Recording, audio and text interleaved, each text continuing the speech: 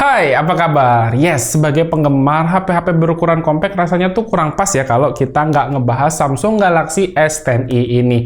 Jadi, ya bisa dibilang Samsung Galaxy S10i ini adalah satu buah handphone X flagship yang bisa kalian temui di harga yang cukup murah saat ini, sekitar 3-4 jutaan. Dan kira-kira gimana sih Samsung Galaxy S10i ini kalau dipakai di tahun 2022? So, nggak perlu berlama-lama lagi, langsung aja kita mulai pembahasan tentang Samsung Galaxy S10i ini.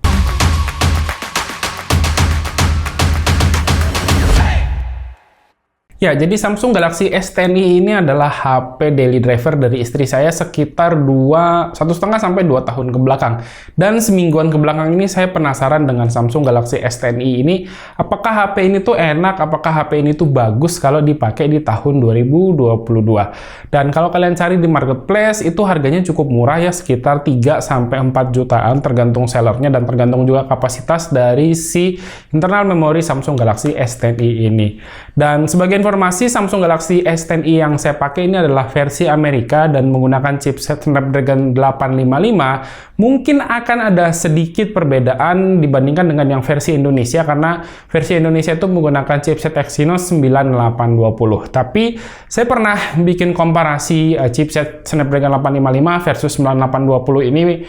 Mungkin sekitar setahunan ke belakang, itu perubahan atau perbedaannya nggak terlalu signifikan. Jadi sebenarnya nggak terlalu masalah. Oke, jadi untuk di awal video ini mungkin saya bahas hal-hal yang saya senangi dulu dari Samsung Galaxy S10i ini, dan nanti di akhir video ada beberapa poin vital, poin penting yang mungkin bakal jadi deal breaker buat kalian saat kalian mau beli Samsung Galaxy S10i ini. Yuk, kita mulai yang pertama. Jadi hal yang paling saya suka ini jelas dari ukurannya. Secara ukuran dia cuma 5,8 inch, jadi compact, enak banget buat digenggam.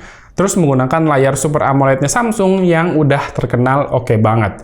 Secara resolusi sih masih Full HD, jadi sebenarnya nggak masalah ya, karena layarnya kecil. Jadi kelihatannya tajam secara keseluruhan si layar Samsung Galaxy S10i ini.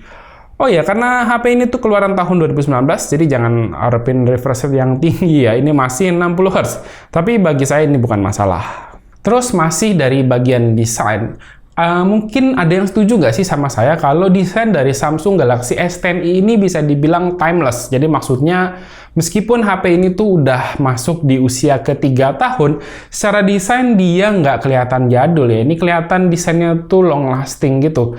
Karena secara desain dia nggak aneh-aneh, ada kamera yang melintang di tengah di bagian belakang, ini menurut saya ini cukup oke. Jadi ketika dipakai di tongkrongan ini nggak kelihatan HP jadul. Terus ke masalah performa, jadi karena unit yang saya punya ini menggunakan chipset Snapdragon 855, mungkin akan ada sedikit perbedaan jika dibandingkan dengan versi Exynos, tapi sebenarnya ini nggak terlalu signifikan. Secara penggunaan harian jatuhnya udah aman banget, multitasking lancar dan nggak ada kendala sama sekali sih buat saya. Cuman emang kalau dipakai secara heavy gitu ya, ini bakal kerasa lumayan demam si HP-nya. Jangankan dipakai buat main game lama-lama, dipakai buat kamera 30 menit itu buat foto-foto atau ngambil video itu udah berasa demam si HP-nya. Faktor ini tuh mungkin karena HP-nya tuh berukuran kecil, jadi pembuangan panasnya tuh nggak begitu maksimal. Terus bodinya juga ini full menggunakan kaca, frame-nya metal, yang mana emang sangat baik ya dalam menghantarkan panas. Oke, next. Dan kalau kita ngomongin di tahun 2019 kemarin, Samsung Galaxy S10i ini adalah seri terendah di antara Samsung Galaxy S10 series lainnya. Jadi lebih rendah dibandingkan dengan S10 dan juga S10 Plus. Dan ada satu poin yang dikurangi, di titik inilah salah satu poin yang dikurangi dari Samsung Galaxy S10i ini, yakni di bagian kamera. Samsung Galaxy S10i ini hanya menggunakan setup dual kamera, berbeda dengan kakak-kakaknya yang menggunakan setup triple kamera. Samsung Galaxy S10i ini menggunakan dua kamera, yakni 12 megapiksel sebagai kamera utama dan 16 megapiksel untuk kamera ultrawide, minus kamera telefoto.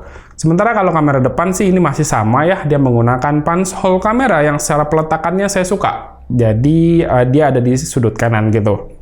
Resolusinya juga standar di 10 megapiksel. Lalu hasil fotonya gimana? Jujur buat saya sih hasil fotonya masih lumayan oke. Cuman emang yang paling kerasa di sini kameranya sedikit kurang tajam jika dibandingkan dengan HP keluaran terbaru masa kini.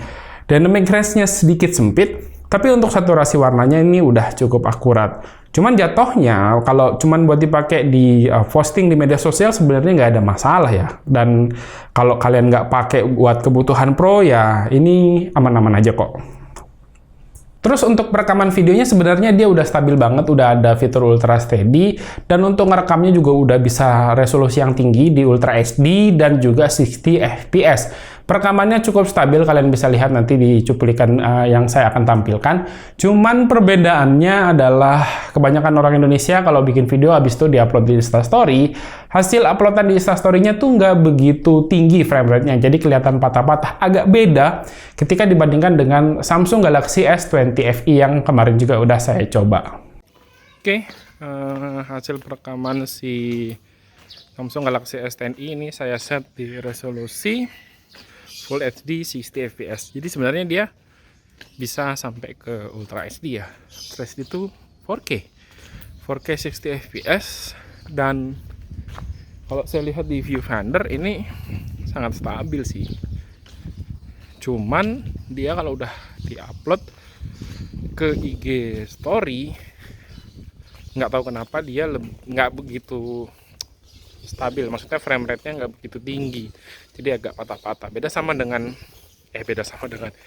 dengan waktu S21 FE kemarin tuh, dari kamera direkam lalu diupload di IG story, hasilnya sih masih lumayan oke. Kalau ini agak patah-patah gitu. Nanti kalau sempat saya kasih deh screen recorder dari si IG-nya.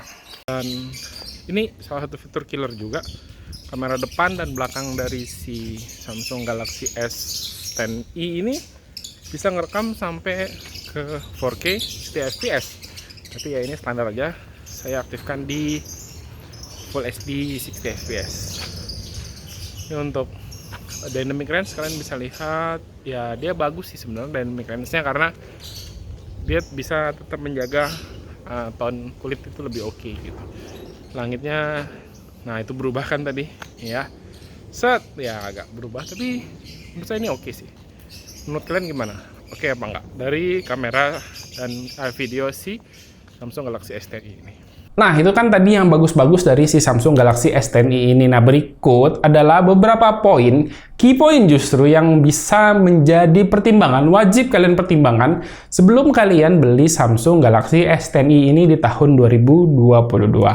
Oke, yang pertama yang perlu kalian pertimbangkan adalah HP ini rilisan tahun 2019, jadi saat ini mentok di Android 11 dengan antarmuka One UI 3.1. Itu udah nggak bakal dapat update lagi ke Android di atasnya, ke Android 12 dan seterusnya. Tapi untuk security patch masih bakal update kok. Contohnya di HP saya ini security patch-nya masih dapat di Januari 2022. Terus untuk kekurangan kedua yang bakal berpengaruh banget adalah daya tahan baterai dari Samsung Galaxy S10e ini. Karena HP ini keluaran 2019 dan udah rutin digunakan selama 2 tahun ke belakang, daya tahan dari baterainya tuh udah berkurang banget. Untuk pemakaian ringan sebenarnya masih bisa bertahan hampir seharian dengan waktu standby sekitar 20 jam. Cuman screen on time-nya tuh hanya 2 jam aja. Dan kalau dipakai lebih intens, ini bisa ngecas 2-3 kali dalam sehari dengan screen on time rata-rata itu sekitar 2-3 jam aja. Tapi ya balik lagi ya, ini ke masalah preferensi pribadi. Kalau bagi kalian ngecas 2-3 kali sehari itu nggak ada masalah, ya udah gitu. Mungkin bisa tetap mempertimbangkan si Samsung Galaxy S10e ini untuk kalian beli di tahun 2022. Dan rasanya segini aja cerita pengalaman penggunaan Samsung Galaxy S10e ini di tahun 2 tahun ke belakang dari HP ini. Dan gimana menurut kalian? Apakah HP ini tuh masih layak banget buat dibeli? Karena menurut saya sebenarnya masih cukup oke. Cuman dengan beberapa pertimbangan yang cukup vital dan itu harus kalian perhatikan sebelum kalian beli. Dan ya udah, kalau kalian berminat dengan HP ini, kalian bisa cek aja link pembelian udah saya taruh di kolom deskripsi di bawah. Ya, terima kasih buat yang udah nonton. Silahkan like dan share video ini jika menurut kalian video ini bermanfaat. Dan ini pamit, sampai jumpa di video berikutnya. Ciao, bye-bye.